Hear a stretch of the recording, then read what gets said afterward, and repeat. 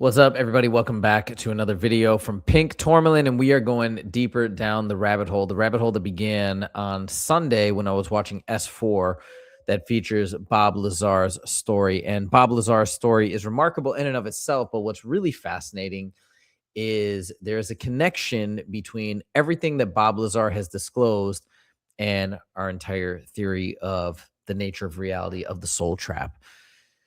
And we're gonna rehash that. We're gonna revisit that famous line that Bob Lazar has said over and over, which I believe is a direct reference to how ETs view us, why they're interested in us.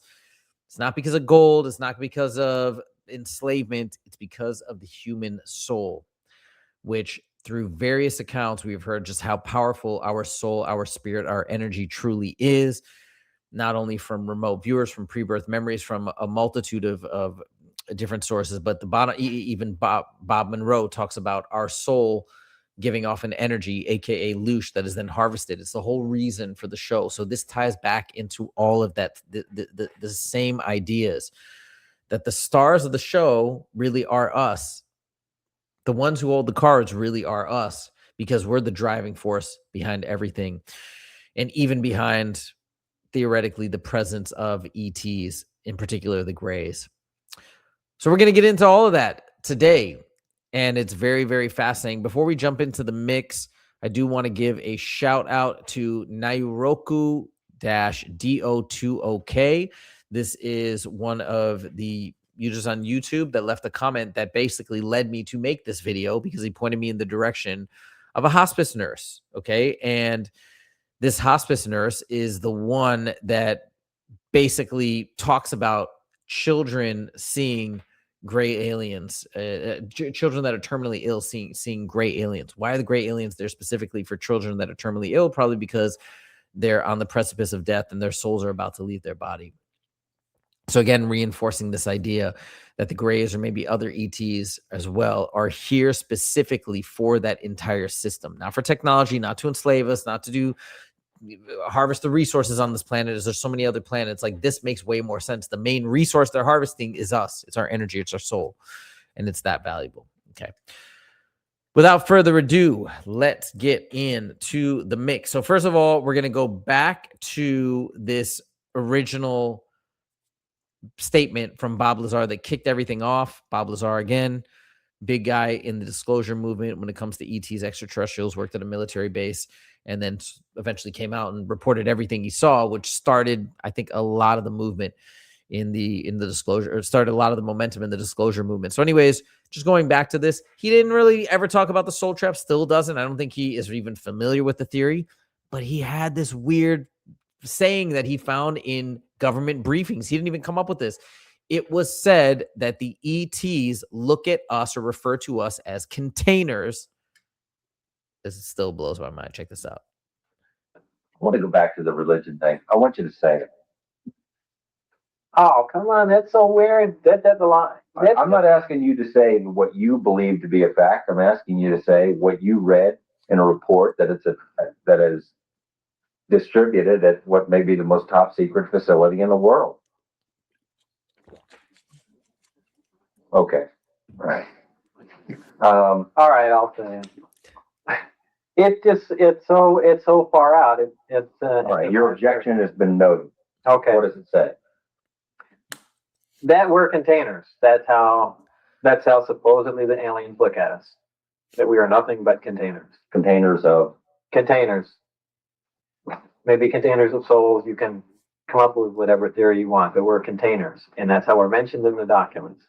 That religion was specifically created, so we have some rules and regulations for the sole purpose of not damaging the containers. The souls. Meaning, well, the souls or the bodies, whatever. Right? That's meaning like we're containers for souls that they're going to use at some other point. Right. Right. And I mean, he said, even again, he's speculating there, but he said containers, maybe containers of souls, but he doesn't go into more detail about that. I don't think he had any intel about that. Also, he probably had not seen, or maybe still has not seen, much of this research or discussion around this idea of there being a soul trap or a reincarnation trap or whatever it is. But that verbiage was in government documents. Like they said, S4, one of the most top secret military bases on the planet. if not the most. Pretty wild as the dots are starting to connect. But let's go deeper, because this just began me digging into other accounts, which I also cited in my video that I made on Sunday. Other accounts, other people mentioning like a lot of the ET presence. The reason for them being here is that they are complicit in this entire system. They are a piece of the recycling process and probably get rewarded as such.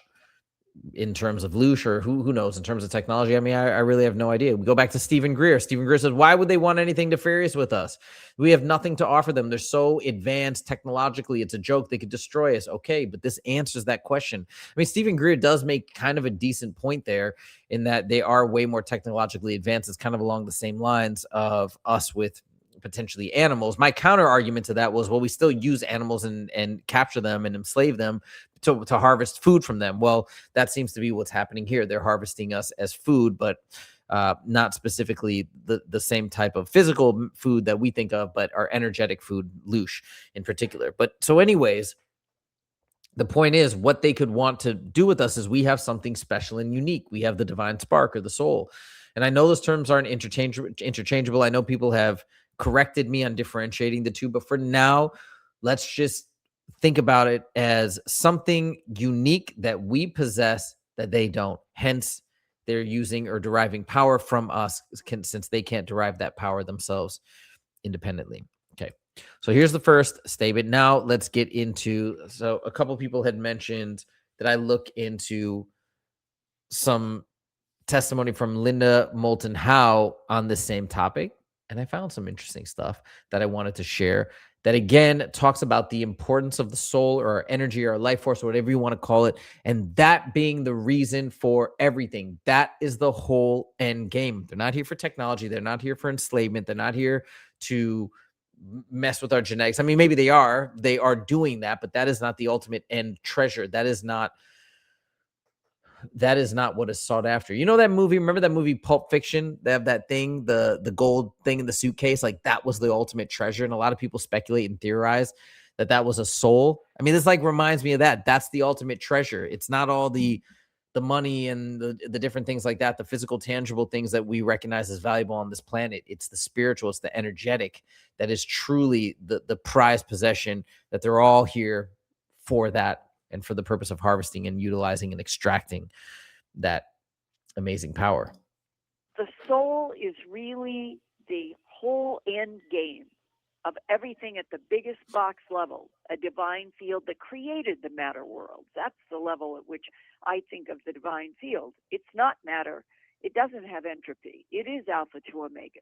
But the matter worlds, no matter how many universes, no matter how many parallel universes, it would all have been created by the divine field as an act, perhaps, of like creating a gigantic school for what? Taking bits of itself and extending them out into matter that we would call souls, to see over an infinite period of time, would the infinite number of soul bits going in and out of all of these container consciousnesses throughout all of the endless times, eons of the matter worlds, on their own, would those bits choose to go back to the divine field versus staying in matter worlds? If something like that is occurring, then consciousness that evolves and gets higher automatically has to become less interested in the body container and far more interested in what is happening at the soul level. And maybe out of all of this, that when you look at this planet of 7.2 billion, maybe only 1,000 are going to go to the moment of death, and their souls are going to go to another dimension that will be beyond this matter world and matter universe, because they're going to go into another dimension where they will never have that schizophrenia again. There will never be any confusion at the next level, that the soul is what it's all about, and that is a whole different training ground. Okay, so I think what she's talking about here, though, I don't know if this is exactly a new age concept per se. She's talking about going back into this idea of maybe the purpose of incarnation, basically becoming physical in nature, is to continue to refine this information to this information field, pushed out into all these different incarnations, learning, and then returning that back to the information field, like that being the whole reason for the material world and physical life, which actually could be the case. As I've mentioned before, like that could have been the intention of Earth, but then it was commandeered and corrupted. So anyways, you could still look at all of what she just said there falling into the same framework. But I think the big takeaway there in that little clip is she's going back to this idea that it's all about the soul, this whole ordeal, this whole physical reality that has been created or manifested by thought. The whole point of it revolves around souls, these divine sparks, this energy that's within us, that our physical bodies are containers of. She uses that term as well. And it all, I think, goes back and adds fuel to the fire for this idea that if indeed ETs have an interest in us, yes, it may not be for technology. Their technology may be vastly superior to ours, but what about the energy behind behind these physical bodies? What about that? That could be literally the whole reason for the whole show, for everybody being here, and they're involved in this whole system. Now, another quote from the same interview reinforces this idea that they are indeed a part of this system, because as we go through the course of life and as we pass out of the body, this is all being studied by these entities, by these, I think she calls them EBs. Check this out. A lot of people in the human abduction syndrome that 30 years ago were saying, Linda, I get the impression that some of the EBAs are studying what happens at the moment of death here because they are surprised. That this is an interesting statement. The non-humans are surprised at the soul that is now in the current crop of Cro-Magnon Homo sapien sapien, that the human soul at the moment of death is going to a dimension that they, the ETs, cannot go. When you think about these kinds of statements that have dropped and been woven through the human abduction syndrome investigations for at least the last 30 to 40 years, it always gives me pause when I think everything is just strictly biological entities from another solar system wanting to come and claim territory, harvest gold, or whatever. That I think something else is quite large and quite interstitial to the relationship between a divine field and the matter world. And that, in fact, if you go to the avatars of history on the earth, why would a Krishna, a Buddha, or a Christ, let's just take those three, why would they have bothered to come and try to teach humans? Their perspective seemed to be of a completely different level than tribal warfare among Homo sapiens sapiens. But they were always referencing the soul level as if something had happened, as if humans are sort of unique. There it is. So interesting how it all ties together, and how everything that I feel like we've learned along the last 10, 20, 30 years or whatever it may be in the ET world and all these different worlds and how this world is structured, it all can fit nicely under this potential theory of what is exactly happening. Like, what's the big picture, which is our souls are the whole reason for this horse and pony show. That's where the power lies, and that's what is being harvested. And everything else that is happening on this planet, with people vying for power, technologies being exchanged, utilized, sequestered, all this stuff is happening to keep the wheels moving and to keep the energy flowing and to keep the experiences happening and all of that. And then bargains and trades and all these other things are made along the way to sustain this soul harvesting system. And I really wonder what Stephen Greer would say to this, because he's made some, I mean, pretty weak arguments, in my opinion, saying, oh, well, why would they want anything with us? They could destroy us in a second. Okay, so what? We could destroy all the cows on the planet in a second. That doesn't mean that we don't have any ulterior motive. Like, he's gave these different explanations or arguments from technology or resources or whatever. But what about the spiritual side? What about the fact that maybe our souls might have in essence or a power or even a connection to the divine that they don't have, that they're seeking or they're trying to utilize? What about that? That has never been, at least as far as I know, entertained or discussed by Stephen Greer. So I think, man, it just makes sense as to why else are they all around. I mean, I think Greer has the optimistic viewpoint that they're here and around and they're just trying to help us because they're stopping nuclear war. But I mean, I don't know what, like this, as far as everything that we've learned in totality, not just if I just learned about this theory today or something, right? That might be a different story, but just in totality of everything we've learned, though, this framework fits the ET phenomenon and so many other phenomenons underneath it in accordance with it so nicely, I feel like. Okay, now we move on to the information that was sent to me to review. Okay, so who is this gentleman? This is David Parker. He's a hospice nurse, and he worked for a very long time with terminally ill kids.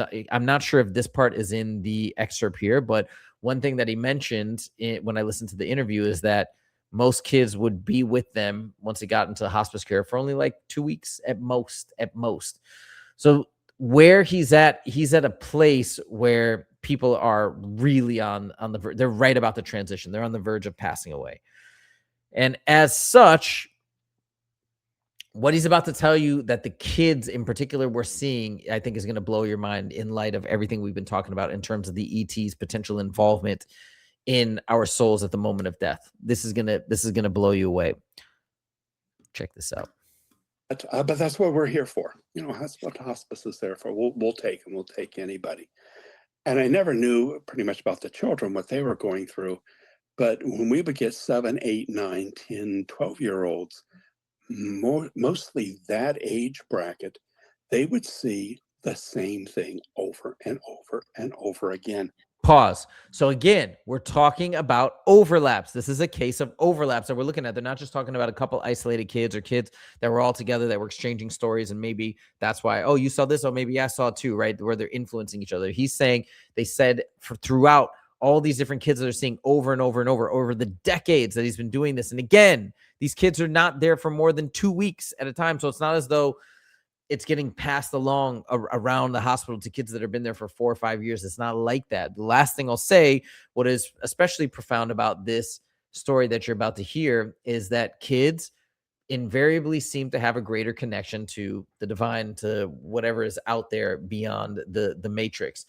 For whatever reason, it seems as though whatever connections or tentacles they may have out into the beyond the astral, those connections get severed or damaged as we get older, maybe from the programming or from other worries or concerns or stress, or who knows exactly how it works, right? But it does seem that our, amongst other things, our imagination, our connection to the divine seems to get shortened, get weakened as we continue to spend time on this planet. So he's dealing with kids that are on the verge of passing away, that are having these experiences and seeing these visions that I think are in a point in life where their connections are very strong still, maybe even the strongest possible, because you're combining this point where you're young enough where so many of the woes and difficulties of life have not beaten you down yet. I mean, obviously they're dealing with something crazy in terms of the terminally ill, being terminally ill, but I'm not talking about that. I'm talking about all the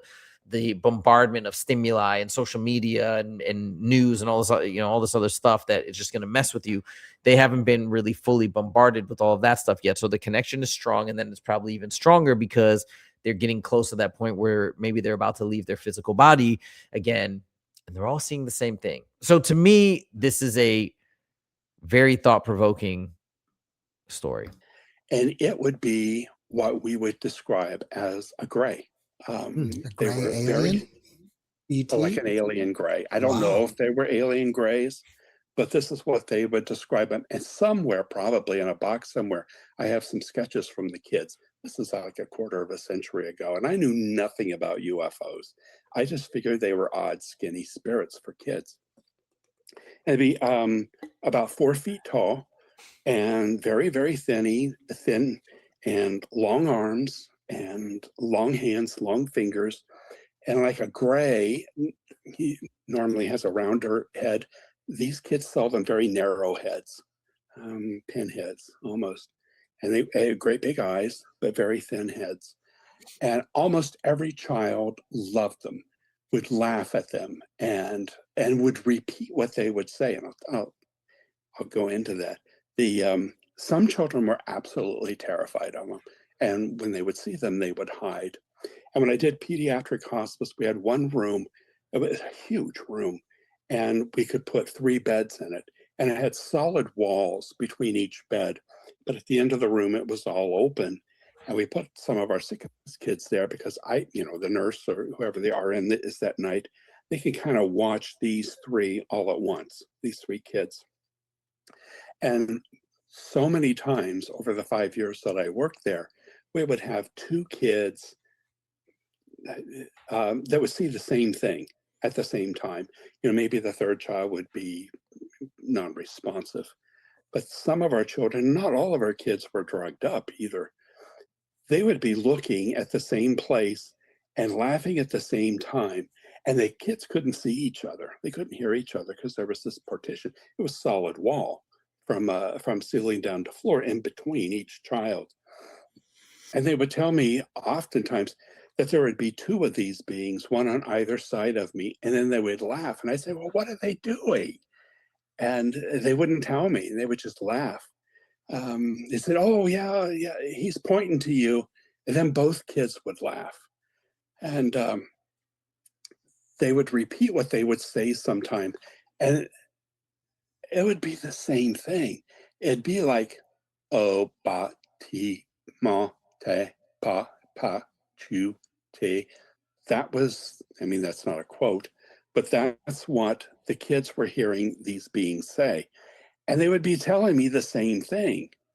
And we had 7 private rooms. The kids down there that were conscious and were able to communicate would say the same thing.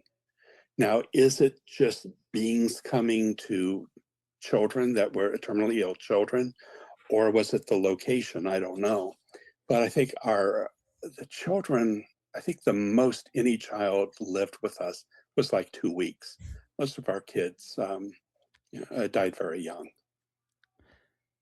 So if you're going to say that the purpose of the ETs being here is, I think a lot of people speculate, genetics, probably because the soul's not even acknowledged scientifically by the mainstream scientific community. There's no even discussion or looks into what is the soul, the governing energy body, or our consciousness. I mean, there may be to some extent, but not really. So when they're thinking they're here for some particularly negative or selfish interest, it's always talking about tangible things, about resources, maybe wanting earth, maybe wanting water, maybe wanting our genetic information. That's what's discussed. But I think ultimately this makes a ton of sense. And why are they then showing up in this area where these kids are going to be around for less than 2 weeks? He said 2 weeks at the max, it sounded like.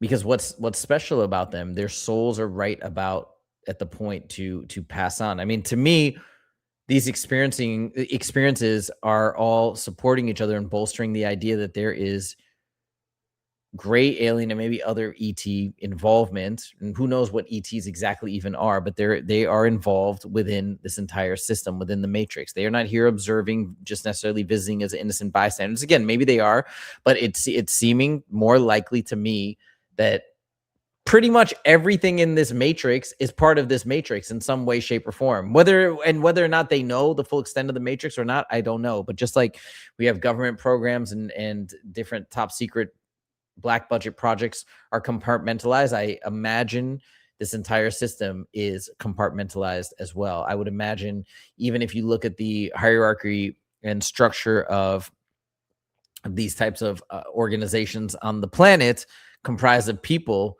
Probably the vast majority of people may not even be aware of this entire soul recycling system. Maybe more are than I'm aware of, but I wouldn't be surprised if many of them aren't, and they're just maybe volunteering to play a particular role to keep the system going in exchange for simple things, money, power, assets, things like that, as opposed to maybe what the people at the very, very tippy tops are getting, which I imagine could be some way to rejuvenate the body, maybe guarantees of if somebody passes, they can be plugged right back into the same bloodline to still have access to the same power and resources, not to have memory wipe. I mean, who knows what is potentially on the table, but I imagine all of these things are on the table in this whole system. Okay, all of this to say, as we close out in this video, is, man, where is this taking us?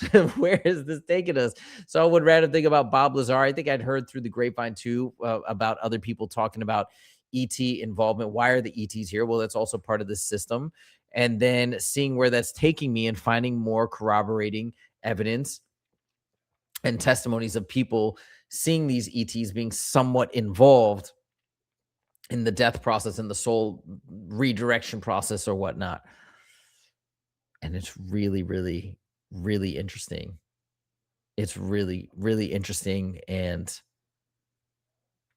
maybe a little disheartening to think that there's just so few entities or beings that it seems like we can trust. But I mean, ultimately, if that's the truth, that's the truth. It is what it is. We got to face it. Wild stuff. Let me know your thoughts in the comments, guys. Is there anything else you want me to look into and research on this topic? Any other people to look up, or any other interviews I should pay attention to in particular? Let me know your thoughts.